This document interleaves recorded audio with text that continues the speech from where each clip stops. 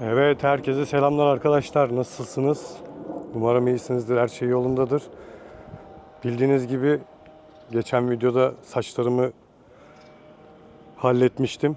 Şimdi bir bakım amacıyla saçımıza saç mezoterapisi yaptıracağız. Bu işlemi herkesin görmesini istedim. Ona çok iyi geldiğini düşünüyorum açıkçası. Siz de yaptırabilirsiniz. Bunun nasıl süreçleri var? Onunla ilgili ufak bir detaylı bir video olacak bu. Çok değerli bir hocamız var. Onun yanına gideceğim. Orada bütün süreçleri hep beraber izleyeceğiz. Ufaktan çıkalım yola. Orada görüşürüz.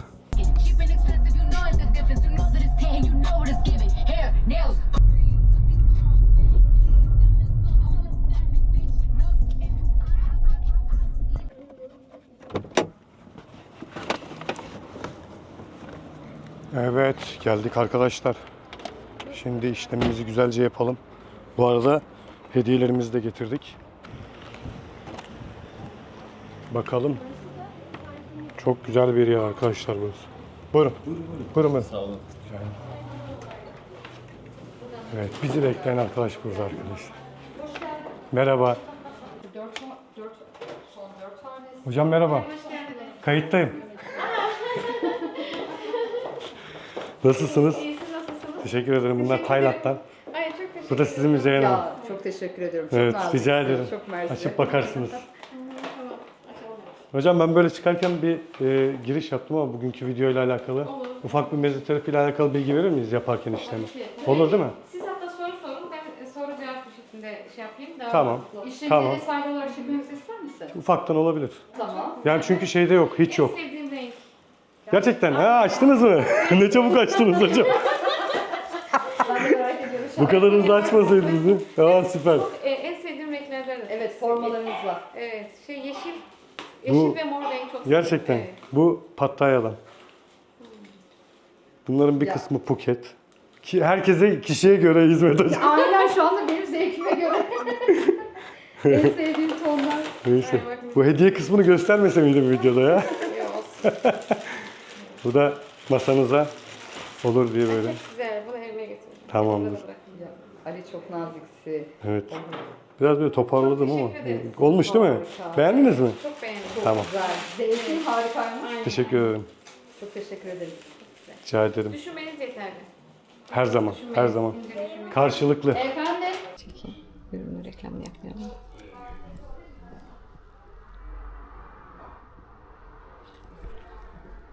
Ben böyle yaslandım.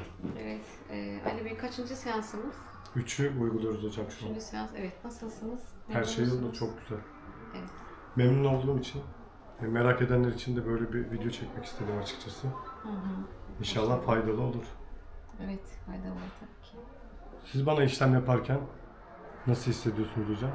Rahat rahat çalışabiliyor musunuz? Gayet relax, rahat. Evet. Siz sakin, gayet sakin, güzel. İğneyi seviyorum. Evet hocam, bunun hakkında merak eden Yaptığımız- birkaç sorular var. Onlarla ilgili size soru sorayım mı? Olur tabii ki. Olur değil mi? Tabii, buyurun. Öncelikle hocam, mezoterapi, saç mezoterapisi nedir? Saç mezoterapisi, saçın ihtiyacı olan ürünleri bir araya getirip enjeksiyon şeklinde saç köklerine vermektir. Hı hı. Yani burada vitaminler vardır, büyüme faktörleri vardır. Hı hı. Bu şekildedir mezoterapi. PRP ile farkı ne hocam? PRP ile farkı, PRP sizden alınan kanla yapılıyor. Hı hı. PRP'yi alıyoruz, hastadan aldığımız kanı santrifüj ediyoruz. Trombosit kısmını yine bu şekilde uyguluyoruz saç köklerine. Hocam bu Tek farkı PRP sizden alınan kandır, mezoterapi dışarıdan alınan üründür. Mezoterapi peki kimler yaptırmalı, kimler yaptırmamalı hocam? Saç dökülmesi olan kişiler, saç kökleri zayıf olan kişiler, Hı hı. mesela saç ekimi daha gerekmeyen kişiler. Şimdi saç ekimi gerekmiyor ama saçlarım çok dökülüyor, zayıf. Hı. Bunlar yaptırabilir. Herhangi bir kontraindike bir durum yoktur. Sadece emziren annelerde ve gebelerde çok yapmıyoruz. Hı. Onun dışında herkes yaptırabilir. Anladım. Tamamen kel olan bölgelerde saç çıkarıyor mu hocam? En çok Hayır. merak edilen. Hayır, tamamen kel olan yerlerde saç çıkartmaz. O bir efsanedir. Hı hı. Böyle bir ürün yoktur yani. Orada artık saç kökleri, foliküller olmadığı için Hı hı. oradan saç çıkmaz. Hı. Saç dökülmesi, tamamen kellik varsa orada artık saç ekilmesi gerekiyor. Ortalama kaç seansta etkisi gördü hocam bu mezoterapinin? Genelde size de öyle yaptık değil mi? 2 hafta arayla. Evet. 3. seansımızdır. Hı hı. 4 seans, 5 seans yapıyoruz. Ondan sonra 5-6 ay ara veriyoruz. Hı hı. Yaptığımız ürünlerin saçın onarılmasını bekliyoruz. Hı. Yani 5-6 aya zaten istediğimiz sonuca gelebiliyoruz. Ulaşıyor. Peki ben sorayım, ağrı nasıl? 10 üzerinden kaç? Evet. 10 üzerinden ağrı yaparken mi sonrasında mı? İşlem sırasında. İşlem sırasında sadece iğnenin girdiğini hissediyorum. Sonra içeriye enjekte ettiğiniz ilacı hissediyorum ben. Hafif böyle bir yanma var. İlk yapılan işlem sırasında bu şekilde. Sonrasında kafa derimde hafif hafif böyle şişlikler oluyor hani o iğne olan yerlere. Bu da yaklaşık 3-4 gün falan sürüyor hani şişlik belirtilerinin böyle olması. Ama böyle yani ağrı kesici içecek derecede ben bir ağrı hissetmedim açıkçası.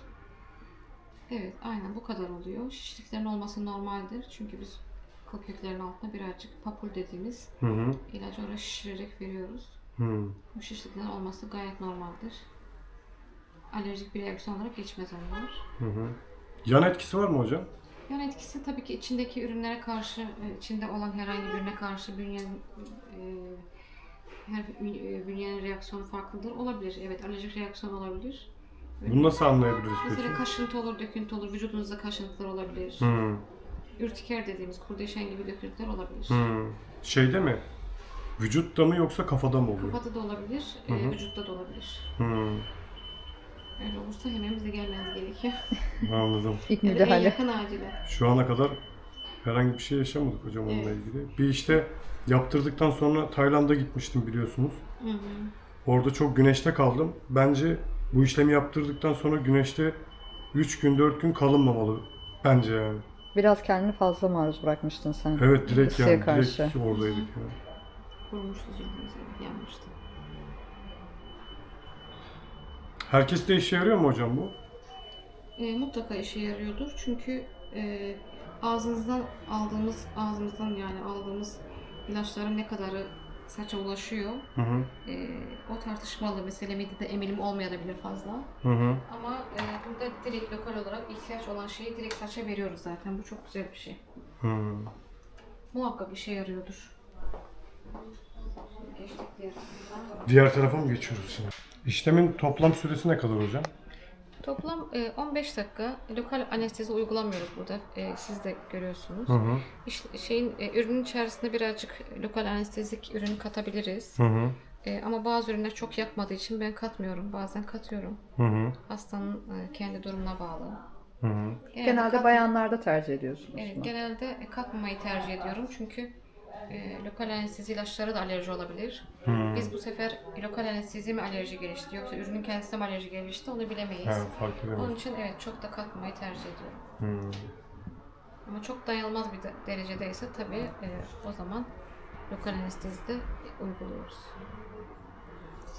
İşlem sonrasında kafa derisinde kızarıklık vesaire oluyor mu hocam? Çok hafif, Hafif. enjeksiyon girişlerinde hafif kızarıklık olabilir, kanama olabilir. Bunlar normaldir. Yani işlem sırasında olur, sonra olmaması gerekir. Peki sizce mezoterapi yapılırken yapılan yanlış ne? En çok yapılan yanlış sizce? En çok yapılan yanlış demeyeyim de kim tarafından yapılan yanlış diyeyim. Hekim tarafından yapılmasını tercih ederim. Hı hı. Yani bilmeyen kişiler tarafından yapılmasını istemem. Çünkü burada bakın seçtiğimiz iğnenin uzunluğu, kalınlığı çok önemli. Ürünler ne kadar kullanacağımız çok önemli. Ürünü hangi sıklıkla vermemiz gerekir? Saç kökleri ne durumdadır? Bir de bununla ilgili kampanya falan yapıyorlar böyle. Çok cüzi miktarları oralara yaptırmalarını öneriyor musunuz siz yani? Çok cüzi miktar yaptırmanın zararı olmaz ama faydası da tartışılır. Bu da farklı bir şey. Her soruya da cevabınız var hocam. Biliyorsunuz. Arkadaşlar başka bir şey sormak isterseniz yorumlara yazın. Devam edebilirsiniz sorularınızı. Evet. Bütün sorularınızı cevaplarız. Şimdi bu şekilde bütün kafayı taramış olduk. Bitireceğiz yani. Süper. Hocam bir de geçen iki seansta tepe bölgesinde başka bir şey yapmıştınız böyle. Ben ondan sonra çok orada bir farklı hareketlilik hissettim. Evet, oraya daha farklı bir iğneyle napaj yöntemi diyoruz ona. Noktalama yöntemi. Ondan oradaki saç köklerini uyardım bu şekilde. Verdiğim ürünü daha büyük alana dağıtmak için. Öyle bir yöntem denedim. Evet, öyle de. Onu ben hissettim. Mesela birinci seansta hissetmemiştim ama ikincisinde direkt hissettim. Onu bütün kafaya yapmak biraz ağrılı olabildiği için sadece mesela uygun görüyorum. Mesela enseye gerek yok belki. Ense gayet güzel dolgun ama tepeye onu ihtiyaç hissettim ve şimdi bugün yine yapacağım onu. Bu fark ediyor ama ya. Bir Altın de atış gibi. evet, belki de. Napaj yöntemi dediğimiz noktalama Napaj. yöntemi. Şey söyledi, saçlarım çok uzamıştı. Bundan önce ki videomda saç berbere gitmiştim. Yaklaşık saçımın uzunluğu yani hemen hemen 20 santime yakındı. Ve 20 santimlik saçın hepsinin çok hacimli olduğunu söyledi bana kuaför. Ben de söyledim işte mezoterapi yaptırdığımı. Kesinlikle fark etmiş dedi. Çünkü daha öncesinde de biliyordu benim saçımı. Yani normalde Değiştirmemiz gerekiyor. tamam. Bazen işlem sonrası iğne uçları tıkanabiliyor, körleşiyor ve hem hastaya eziyet ediyor hem bizim işlemimizi engelliyor. Onun için iğne ucunu değiştiriyoruz böyle.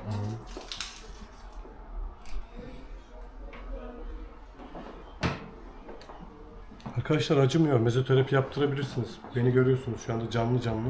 Gayet iyi durumdasın. Abartmayın yani. Bir de diğer bir işlem vardı hocam. O miydi? PRP. Yok. Egzazom mu? Egzozom, evet.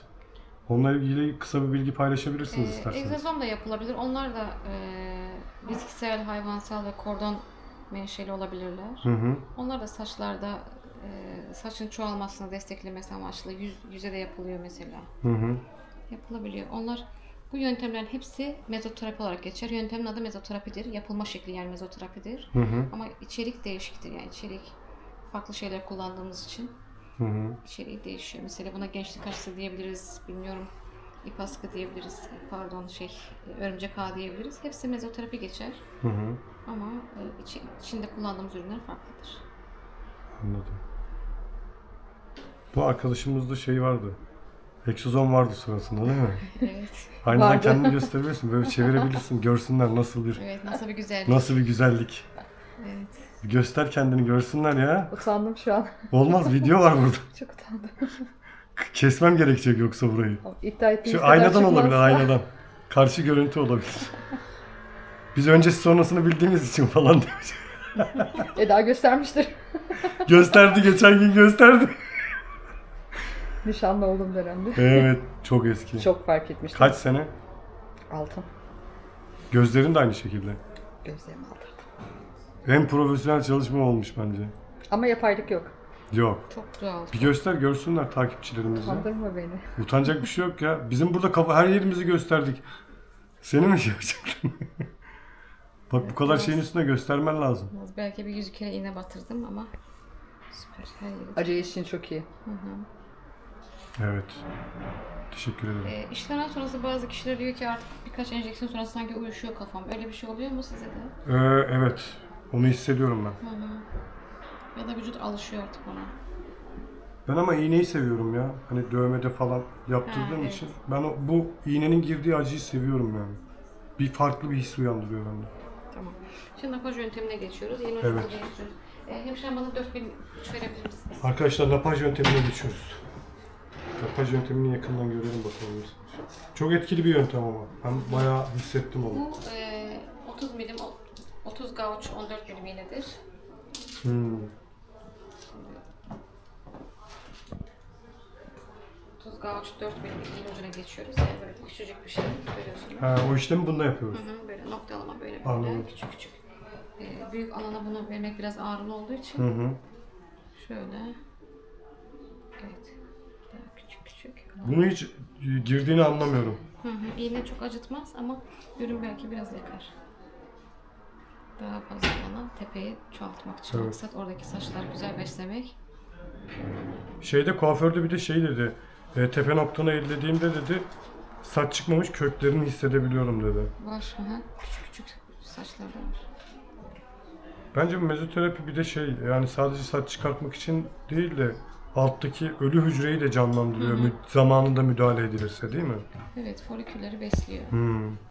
Mesela kök var ama saç güzel beslenemediği için dökülüyor. Mezoterapiyle orayı destekliyorsunuz. Oradaki saçın tutulmasını sağlıyorsunuz. Hı hı. Ben çok etkili bir yöntem. Ben çok beğeniyorum bunu. Ve sizin saçlarınız gayet güzel, evet. İlk ve sonrası evet. Çok Evet. fark ettim. Özellikle şu alanlar falan. İşlem sonrası hafif bir iğne yerlerinde kanama var. Bu iyi bir şey, kötü bir şey değil. Kanayan cilt iyidir, besleniyordur demek. Elinize kolunuza sağlık hocam. Evet, şifa Teşekkür olsun. ederiz. Gayet güzel yine. Temiz, başarılı. Biraz kanadı ama güzel. Olsun, sıkıntı yok. Kanaması iyi bir şey. Bu şekilde arkadaşlar. Hocamıza teşekkür ediyoruz. Ellerinize sağlık. Olsun. Ben de Müzeyyen Hanım'a teşekkür ederim. Bu çekim yaptığınız Size de teşekkür ederiz Müzeyyen Hanım. Böyle arkadaşlar. Bugünkü videomuz güzel böyle ekip. olsun. Evet, güzel bir ekip. Hepinize Gerçekten çok güzel. teşekkür ediyorum. Arkadaşlar merak ettiğiniz bir soru varsa hocamıza iletmemizi istediğiniz Gülşen Hanım'a. benim için. Medisel Tıp Merkezi. Evet. Sorularınızı yorumlara yazabilirsiniz. İvedilikle cevaplayacağız. İyi günler. Hoşça kalın. Görüşmek üzere arkadaşlar. Evet arkadaşlar. İşlemimizi yaptırdık. Gördünüz. Detaylıydı. Bundan sonraki süreç nasıl olacak? Göreceğiz. Ben zaten 2 kere yaptırmıştım bunu. Bir de sizin görmenizi istedim açıkçası. Eğer saçlarında sıkıntı olan ya da saçlarına iyi bakmak isteyen birisi varsa bu videoya denk gelirse detaylı bilgileri hocamızdan aldık. Umarım faydalı olmuştur. Hepinizi çok seviyorum. Kendinize çok iyi bakın. Yorum bırakmayı, videoyu beğenmeyi unutmayın. Bir sonraki videoda görüşmek üzere. Hoşça kalın.